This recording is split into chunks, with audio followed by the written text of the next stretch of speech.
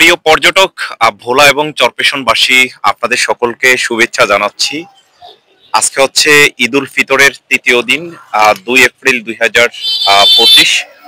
আমরা দেখাচ্ছি ভোলার চরপেশনের, আহ, এটিকে কলমি ব্রিজ বলা হয়। কলমি ব্রিজটি দেখাচ্ছি, এবং কলমি ব্রিজের চারপাশ দেখাবো। আপনারা আমাদের এই পর্যটন ব্লগের সাথে রয়েছেন। আমরা ভোলার ভিডিও করছি। এটি একটি দ্বীপ জেলা। দ্বীপ জেলার চারপাশে হচ্ছে নদী, এক পাশে সাগর। দেখাচ্ছি কলমি ব্রিজের নিচে অনেকগুলো লাইটার জাহাজ রয়েছে, সেগুলোর মাধ্যমে বিভিন্ন মালামাল আনা নেওয়া করা হয়।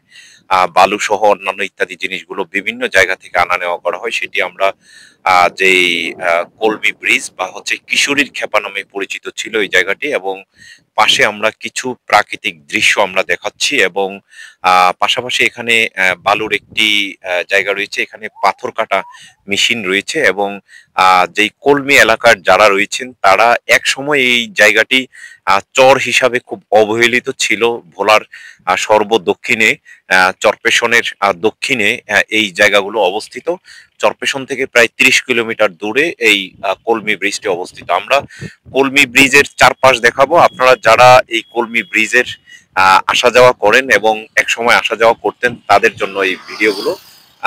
যেই জোয়ারটি এখন জোয়ার ভাটা আমরা দেখছি, এটি হচ্ছে আসলে তেঁতুলিয়া নদীর জোয়ার। জোয়ারটি হচ্ছে হয়তো সাগরের দিকে যাচ্ছে, কারণ সাগরটি হচ্ছে দক্ষিণে অবস্থিত। আমরা সেই সাগরটি দেখাচ্ছি দেখাচ্ছি মায়ারদন ব্রিজ। এই ব্রিজটি হচ্ছে লেত্রা বাজার, তার মানে শশীভূষণ বাজার। শশীভূষণ বাজারের পরে হচ্ছে 2 কিলোমিটার পরে হচ্ছে এই মায়ারদন ব্রিজটি অবস্থিত। এবং পাশে হচ্ছে রসুলপুর কলেজ নামে একটি কলেজ রয়েছে।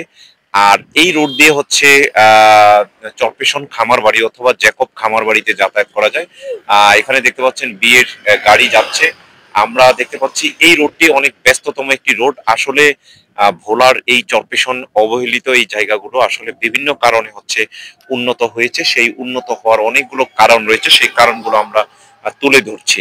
আপনারা যারা চরপেশনের দক্ষিণে কখনো আসেন না, অথবা জ্যাকব খামার বাড়ি, সেই বিলাসবহুল খামার বাড়িতে যদি যাতায়াত করতে চান, তাহলে হচ্ছে আপনারা এই রোডেই হচ্ছে যাতায়াত করতে হবে। এটি দিয়ে হচ্ছে যাতায়াতটি খুব সহজ।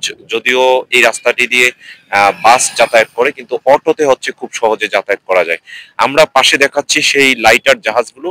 সেই জাহাজ গুলোর মাধ্যমে হচ্ছে বিভিন্ন মালামাল এখানে আনা নেওয়া করা হয়, ইট, পাথর, বালি সহ অন্যান্য সবকিছু।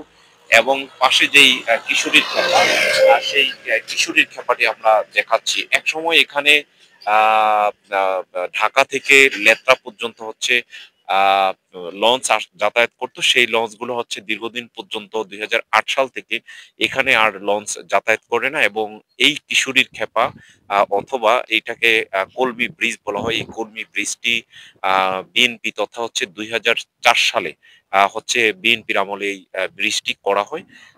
তখন থেকে হচ্ছে এখানের মানুষ স্বপ্ন দেখেছে দক্ষিণে যাতায়াত করার জন্য।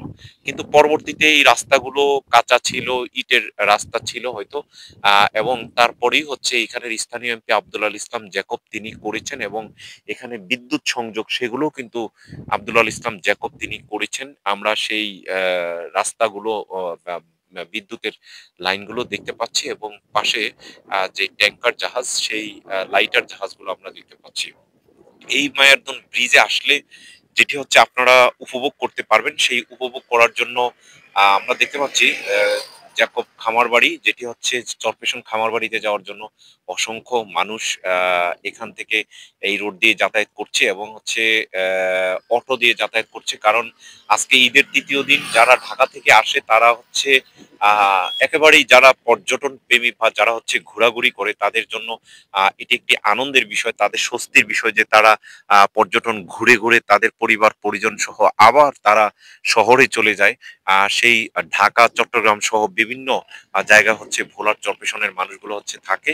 এবং যেহেতু চারপাশে নদী, এখানের অধিকাংশ মানুষ প্রায় 10 লক্ষ মানুষ ভোলার বাইরে থাকে, তাদের চট্টগ্রাম এবং ঢাকা এবং হচ্ছে প্রবাসে থাকে, তারা সবাই মিলে হচ্ছে পরিবার পরিজন সহ দেশে আসলে তারা ঘোরাঘুরি করে। আসলে এ ভোলাকে একসময় সিঙ্গাপুর কিংবা জাপান তুলনা করা হয়, কিন্তু এখানে হওয়ার মতো অনেকগুলো বিষয় রয়েছে সিঙ্গাপুর জাপান হওয়ার মতো, এবং রাস্তাঘাট বিশেষ করে চরপেশন অনেক সুন্দর রাস্তাঘাট, সেই রাস্তাঘাট হওয়ার কারণে কিন্তু এখানে হচ্ছে এখানে মানুষজন আবাসিক করতে বাড়ি করতে পছন্দ করে, এবং এখানে যাতায়াত ব্যবস্থা অনেক সুন্দর।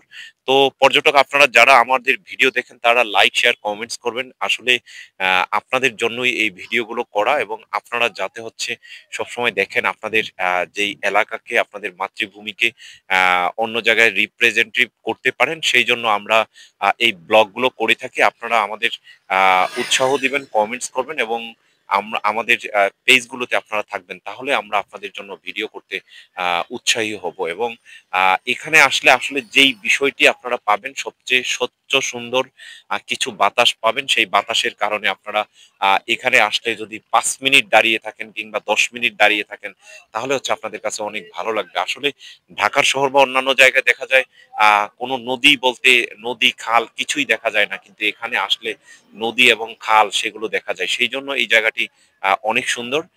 সেই জায়গাটি দেখার জন্য অনেকে আসেন। তো পর্যটক আমরা এই রসুলপুর ডিগ্রি কলেজের পাশে যেই মায়ারদন, সরি এটি হচ্ছে কলমি ব্রিজ, সেই কলমি ব্রিজটি রয়েছে। কলমি ব্রিজের সর্বশেষ আপডেট দেখাচ্ছি আপনাদেরকে। আজকে হচ্ছে পয়লা 2 এপ্রিল 2025। আপনারা আসবেন, ঘুরবেন, এবং আমাদের ভিডিও লাইক শেয়ার কমেন্টস করবেন। আপনাদের সকলকে ঈদের শুভেচ্ছা জানিয়ে বিদায় নিচ্ছি। মুস্তাহিউদ্দিন তরুণ, ধন্যবাদ সকলকে।